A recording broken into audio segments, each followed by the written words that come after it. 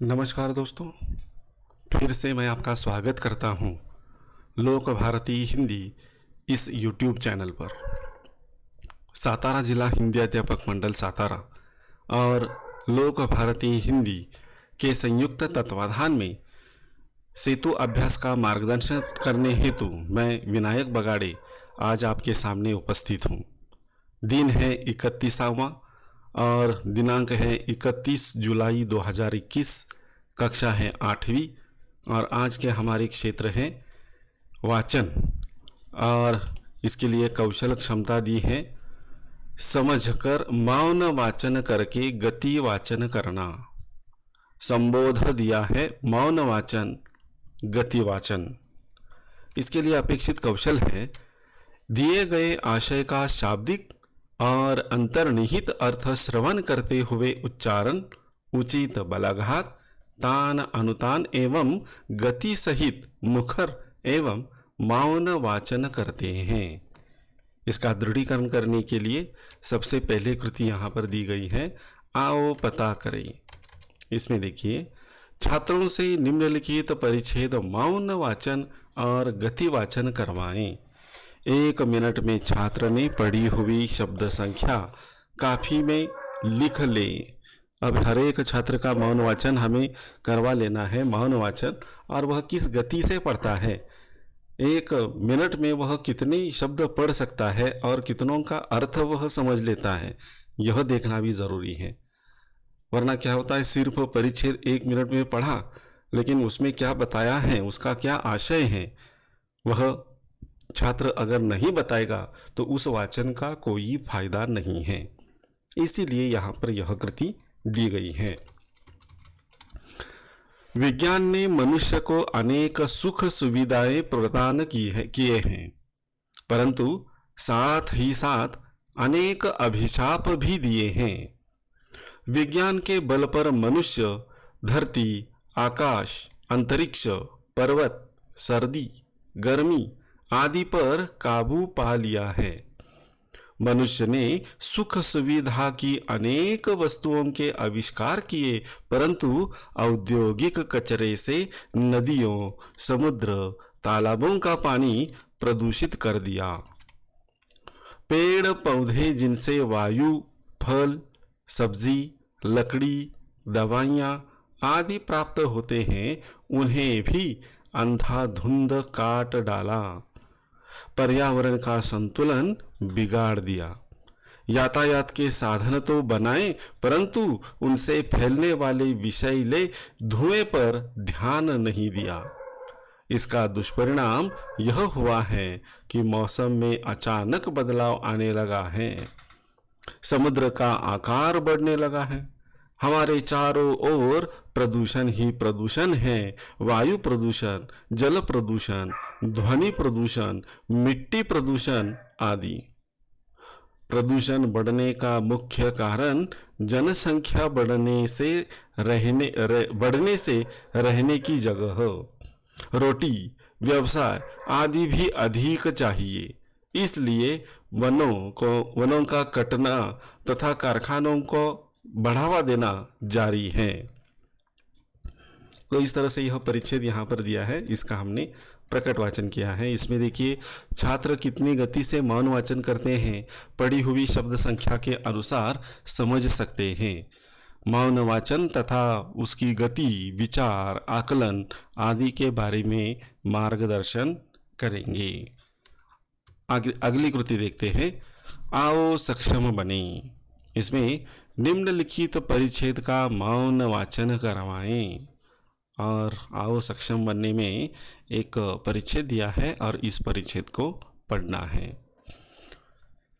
आज स्वतंत्रता दिवस है, इस उपलक्ष्य में हार्दिक बधाई। पत्र मिला, तुम्हारी प्रगति के बारे में जानकर खुशी हुई। मित्र, परिवर्तन सृष्टि का नियम है, भला तुम्हारी स्थिति क्यों न बदलती, धीरे धीरे और भी विकास होगा। धीरे धीरे रे मना, धीरे सब कुछ होए, माली सींचे सौ घड़ा, ऋतु आए फल होए। यानी साधारण से जनमानस के जो उदाहरण हैं, ऐसे सामान्य उदाहरण यहाँ पर देकर कवि अपनी बात स्पष्ट करना चाहता है। माना कि कुछ परेशानियां हैं, वहां के परिवार तेजी से मेरे यहाँ आ रहे हैं, परंतु यहाँ आकर भी सब कहाँ सुखी हैं। चिराग तले अंधेरा है। जिन बस्तियों में, जिन हालातों में वे रहते हैं, तुम सुनोगे तो और बेचैन और व्यथित हो जाओगे। मेरे यहाँ की दिन ब दिन बढ़ती भीड़ से मैं परेशान हो उठा हूँ। जिस चमक दमक की बात तुम कर रहे हो, वह सबको कहाँ उपलब्ध है। तुम्हारे यहाँ से जो यहाँ आते हैं, कई बार बाद में पछताते भी है। मैं चाहता हूं कि तुम अपने लोगों को समय रहते अपना महत्व समझाओ। छोटा परिवार, सुखी परिवार की बात अब उनकी समझ में आ जानी चाहिए। तुम उन्हें बुराइयों से दूर रखकर विभिन्न व्यावसायिक कौशलों, कंप्यूटर संबंधी जानकारी विकसित करने की तरफ ध्यान दो। खेल तो ग्रामीण जीवन की आत्मा है।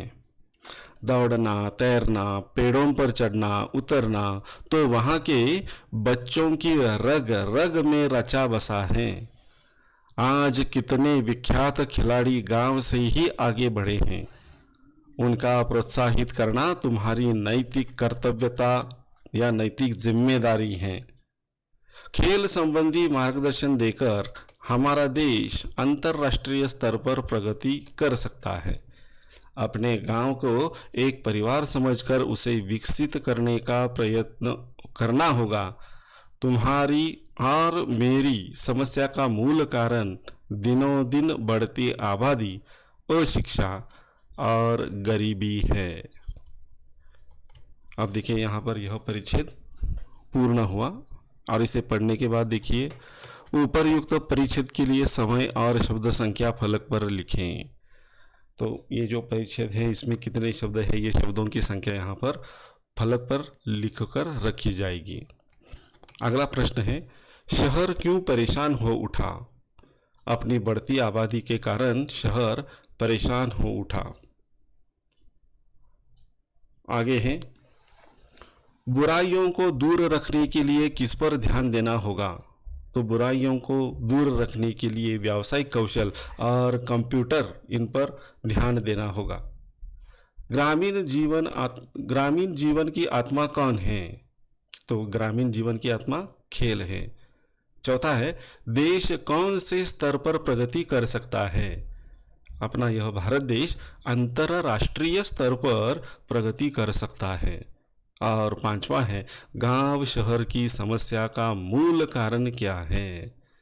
तो गांव और शहर दोनों की मूल समस्या जो है वह कारण यह है, बढ़ती आबादी और अशिक्षा और गरीबी। इन तीन कारणों से गांव शहर की जो पढ़ने की समस्या है वो बाधक हो चुके हैं, उसका ये कारण है। ऊपरयुक्त प्रश्न के उत्तर लिखने के लिए कहे। हाँ, जो ऊपर प्रश्न दिए हैं इनके उत्तर अपनी कापी में सुंदर हस्ताक्षर में लिखना है। अध्यापक उत्तर बताएं। छात्र सही उत्तर जांचकर संख्या कापी में लिखे। मौन वाचन, एकाग्रता, शब्द मर्यादा, गति, अर्थबोध आदि पर मार्गदर्शन करें।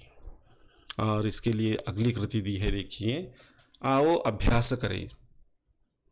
अध्यापक छात्रों के लिए कहानी, एकांकी, किशोर मासिक, बाल साहित्य, पत्र पत्रिकाएं आदि साहित्य में से परिच्छेद नियुक्त कर मौन वाचन, गति वाचन करने के लिए कहें। यानी यहाँ पर मौन वाचन की गति और जो प्रकट वाचन है उसकी भी गति यहाँ पर लेने वाले हैं। अगली कृति है,